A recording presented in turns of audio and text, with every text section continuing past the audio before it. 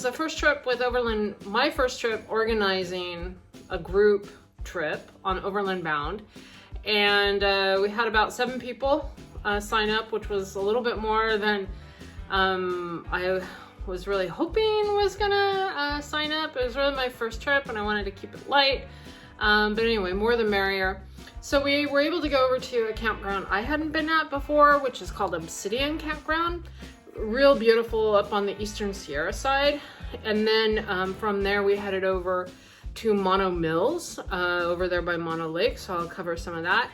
And then we kind of got in a little bit of a bonus reel, doing a loop from Virginia Lake to, I think it is Green River on the Eastern Sierra side. So sit down, grab a drink, and let's go ahead and do it.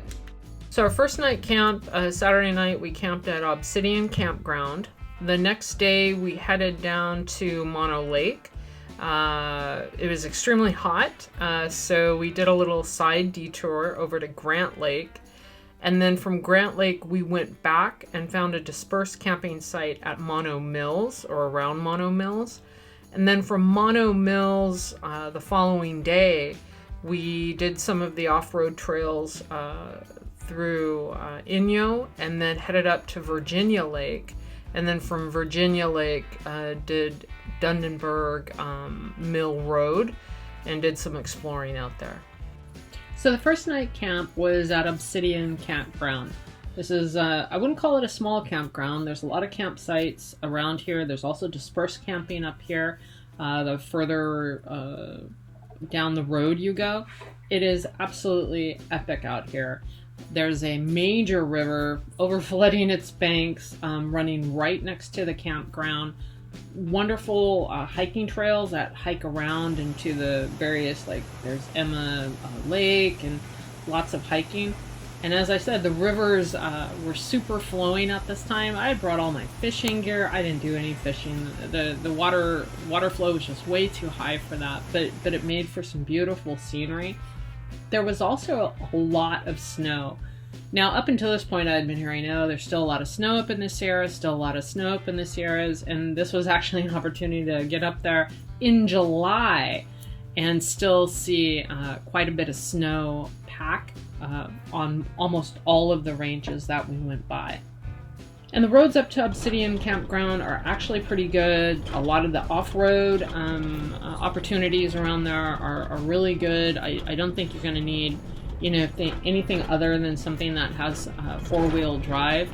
The time that we were up there, and it may still be true now, is there's still a lot of snow runoff, and it made for some deep mud pits, which I'll talk about in a minute. But if you take the road that goes into Obsidian Campground and continue to take that up the mountain, there's some really nice dispersed sites out there, and also the views just get epic. And really, my first time exploring this side of the Eastern Sierras, I was more than happy with it, and I definitely am going to go back and check out this area some more. As I said, there were some areas of what I'll call heavy snow runoff, and one of our fellow companions actually got their 4Runner pretty stuck. But again, we were with a group, so there were rigs to help, and it also gave opportunity for some of us to kind of play in the mud, which I think when you're off-roading, every time you hit a puddle or a big mud hole or an obstacle, there's always going to be those in the group that really want to give it a go and kind of test their rig out. As you go further back from the main road from Obsidian Campground, the views do get really stunning, and there are a few really nice areas for large groups to do camping. But again, be careful, especially if you're going solo, because the roads, there is still a lot of snow, or was still a lot of snow, and the roads can be pretty treacherous. The nice thing, especially for us, right, because it was, I don't know, I want to say 103, I don't know, it felt like 103. It was just a super hot weekend. was when, and the view you're looking at now, I think we're around 8,000 feet, so you're really high in elevation, which makes it really nice, you know, when you're trying to escape the heat. And seeing the snow, and you can see all the wildflowers are in bloom. It was just, you know, epic scenery for California. So after we got done exploring the upper reaches of around the Obsidian Campground area, we went over to Mono Lake. One of our group was like, hey, do you know you could swim in Mono Lake? And I was like, wow, I never knew you could swim in Mono Lake. Well, apparently it was super popular back in, I don't know, I guess in the 50s.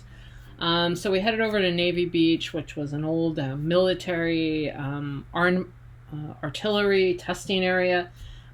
So I got my swim trunks on and headed over to take a dip. Now, the kind of call out on Mono Lake is this day it was, I don't know, it felt like 100 degrees out there. You can see everybody has their sunshades out, but the lake was about 65 degrees.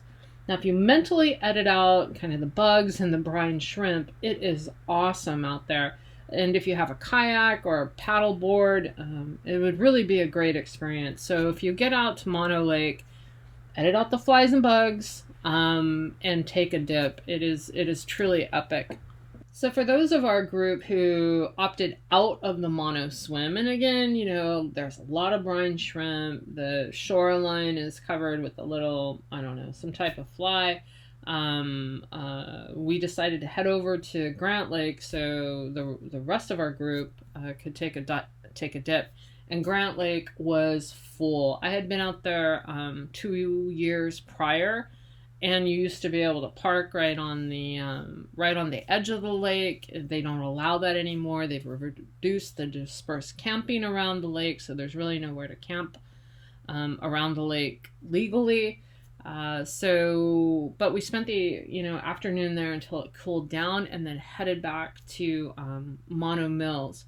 And then Mono Mills is a huge area for dispersed camping and off-roading.